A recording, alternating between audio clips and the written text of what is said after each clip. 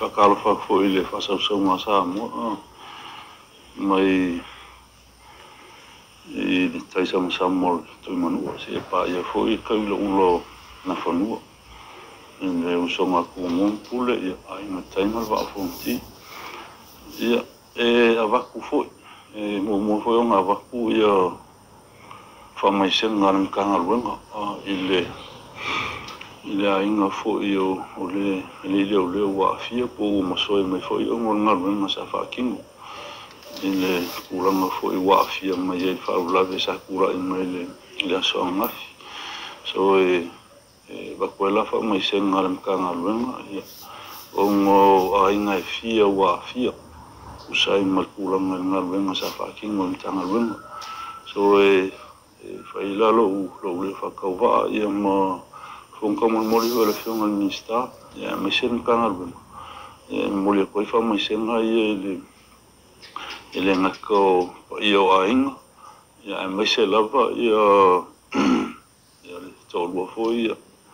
mal no foi fa na foi ya ngor kulang ngor fa blave kula mai le risa king ya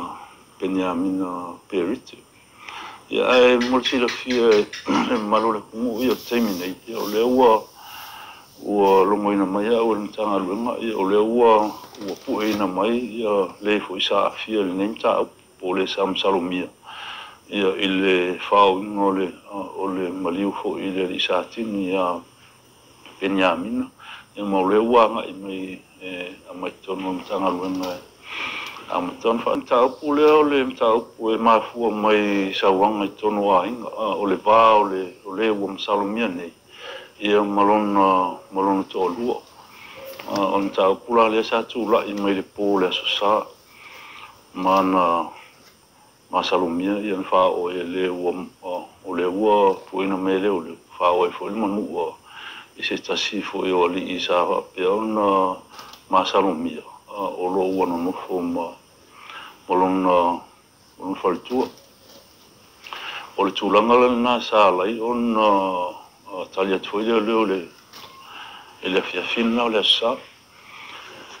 Ia ma na toe whaase mai ia leo le pōrna o no woleva le fiafi. Ia mu whape lonta pena tu le tae o nafi. Ia mai pe lonsi la fia ia whain whaavaya ia mtanga luna.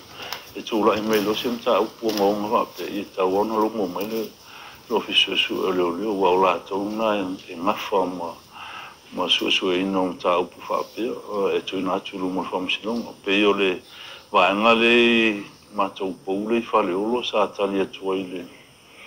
le pōrna le sa ia ena malama loa tae ona fia whaase e mai lo mta upu I ofisio su leo pia le ana mafua on tali atu ia leo nei pia anga I tūlanga fo I no fuanga sa te pume whaula ve pōna le sa. O le procesa ia mātou aha pe tūla I mas whaula whape I no fuanga I tua le tūlata I fo I sia mātou pou I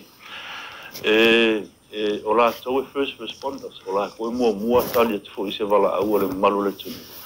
Ia on o atu lea ua secure hoi le no fuanga. Ia ona wala au mai lola ia le ofisio sue. O tūlanga na sa tūla I mai le pōrna le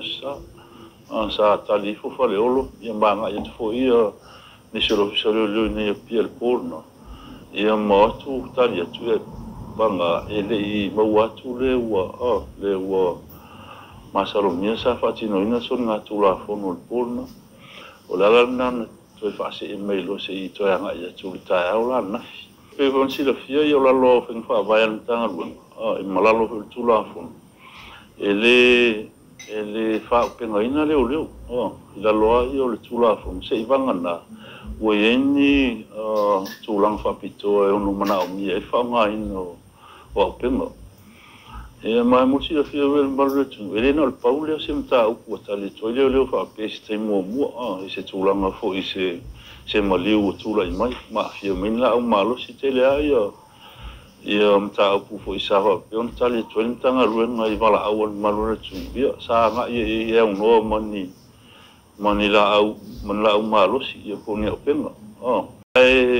le whaavlave ia le o tula i mai wa ve ma tulanga o tsi tsi le lan tanga runga ia na ia fo ilo i longa on fing fa vai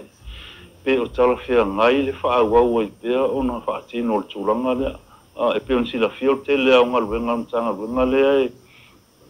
e talo sanga i fo i ina ia fa upenga ia te mi sa i dia ini ni fola au fa sai pe pa un tulanga lo fa pe ona talo sanga i ina ia fa matu mai au penga e fa unga ina tanga runga ava pe anga e fa insai linga fola au fa sai ai ile tele au isim ta upu ia te pe ta upu e tono sa wanga e tono a inga mai si fo imta upu o lo tali tuen tanga lo ia ile o fa unga ina ni au penga ona tulanga ho ile ia se tulanga onga na tula i mai ina fa pe ona afia me se so i fu o se leo se tai mo tona ia tu se vanga na ia le mta upu volen tula i mai fo i fale atu i tau sanga o tona ile na afia mai fo i se ta se leo ia ona tulanga na ile sa ilinga fala au fasai ia pe o tilo nan tanga wenga ia ile il fa blave lo tula i mai ina ia tilo fo ian fa fa vai ia me se volan tulanga le tula fono wa pe ona no sila fia ele fa penga ina leo so se tai mila vai sa o se bala au ia talia tula von tanga wenga tulanga e fo ia si bala au sa ia atu leo mo mai au penga mo mai malato apa talia tu i si bala au so tulanga na o ti le von tanga wenga tulanga le fa blave tula ina ele mangi tulanga wa fia mengi mali wana po i aisa ele mta pula va e pe on fa tu te mo tona e mta pula va e le va fa da inga it's a domestic case e o lenta li atu tanga lun e pe ta ia o le wa fia me stasio o mal ele mata o ti lo ye man fa ti no ma to ngal e wa nga tulanga le tu le me ti lo i mo la nga i lu il fa ti no ma to ngal pe vona sila fia verso lentona ia tunu ia tele ia region tanga vona sa fatino il vai aso lentula tu ma ia tunu mai oni si foi o ngaluenga nga sa idia i fola o fasai ia lesa pa pe ona matu fatal sanga ina il fa mai no open o no le tulanga na ile ti lo i mo sa mo le o le ofenga luenga ia e pe tulanga i mta upua ia so taitas ia ava pela finalo le tawana o le sa o le vala awe ia o tawana fa upenga ina le mama ia e fai fo si fai te o mtanga ruenga tulanga le e tulanga le fa upenga ina o le te miu na o le tulanga fo le ti le mtanga ruenga afa pe fa upenga ina le te miu e ono o fa o sofia ile malu le tunu e fa penga ina foi lato ono le volato si la fia o le fa penga ina ia ntanga runga mai ono tula i mai tato stulanga tato tele fia o i te pe o tunu i tu atunu i fa o lo tula i mai tulanga fa pena i le va o ia ma le malo le tunu o lo umia ina ia a penga ia ma la malo si o le o se te mo nei o tula i me sa bla fa pe e se mai le tulanga le tula i mai le si fo i malo le na mali mai fa le ati tulo le pa io le fio ai o se mo nei o tula i me tulanga fa pe i se mata u petari e tu le mtanga lu ia ai fa ti noi tu na tulanga dor sum ile li sa ti ni penya mina perite ostanta e faccio tu in tele mtanga lu o ia le sta si fo isa un rapito giuranga me ka detective man tu fa se mai o ia mai sala fai tu fo i me pia onor giuranga le ma ai fo faccio non ona i fo na lu mai mo si le firma lo o le tu o ia le sa faululu ia le homicide squad le tanga lu tulanga la i o meu maliu lilo ia ma maliu fo i e tula i mai ona ua fa o i misi nga e maliu nei fo ile li satin o ia leo lo ngalu e fatasia malta to fo mai fa to ile sa mai fiti pe a sa u e fatino ia ta to fa pito e o le li satin la le tele na nga i malta to fo mai ile e fatino ia ta to fa pito ia le a fia mai maliu e ka su so e tele le tulanga ma wa e na o ia le tau tu fo ia si alo le tu mai tropia tua una yo nanga va ia me se viu tanga fo ia le tanga e tau tala so o no ia fo i anga mali tau sa fia la vole li le li sa tin mai de fatino vo no tiu se il no fai ngata o tele ho temi e vala au ito no sa u le level po pe o na tula e minimali u fa pe e tele na sausti sa tini tonu e anga i melo fisu o fa tino me su ngom ta pune o lo fu le tulanga fo si tianga o tulanga to fion tanga runga ma o le lisa tinya penya mina le sirena fu e si tielo tulanga to fi mai le sa tinya nga ile tai le siasi ina mai a fo tulanga le processam tanga runga fatino o fatanonga e po interview based on merit o le lisa tini mo si la fia o le sa avel mato tal sanga ho i kako bisezui le UN inga iam fai o nga tiplo ia kako leo fo i o ngalu fo i lalole o le fua malo fata si tau singa filemu a vakula le lisi o leo inge ave le UN malako hanga va skills nga o le ia nga va peong va vetali mai ia malo fata si lalo yo leo malo fata si pe mo fai ona va ve un tipo ia ku ia le lisati ona la o nga va ala turanga fai ngo su nga ma turanga fai ngo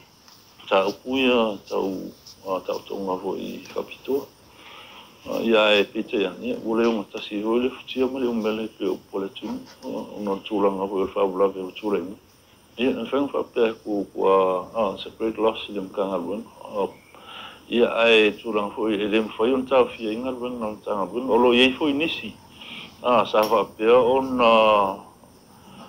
muli tai foi ia momento ho ile lisaki sa la kongalu ia la kuranga o le la move up i luma e foi fatino na luna mo la ngai lum ele sa tino sta e fenga luna malo site o atai mi vala o tuai e mana o mi ela na o nanga e su meto level po e pe mana o level po sautum telotemi nga fa ma tulanga i nga luenga i fa isu so kele le nga va fo wa fa peona le lo ina wa fa ula lo tula me wa lost i o kulanga le ko eva kwa i fa mai senga fo i pa io ai nga fia no tulanga fo i fa ula lo tula mai ma ko ke fa maru fo i pe wa fa le tonu se wa nanga tanga lun o le fai ona fasao ina ma soi fu fo ole sunga le lisati ia ole tulanga ia fatino mo mato ngalun ia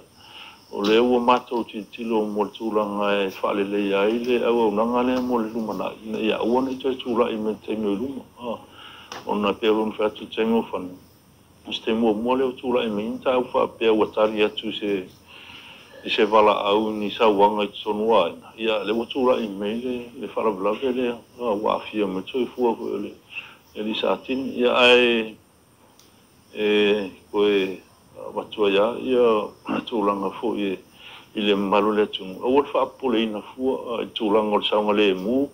ma le file mu so tato tu ia o lo mo fai lava on fatino ina tanga ruenga temini ilo i fo stulanga fa pole in fa pite o tula i meni stulanga le nga i luma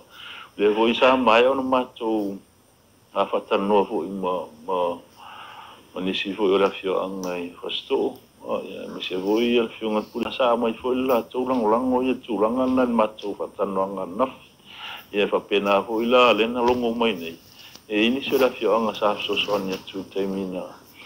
na nga ia tuan tanga wenga fa tinul pu ina mai o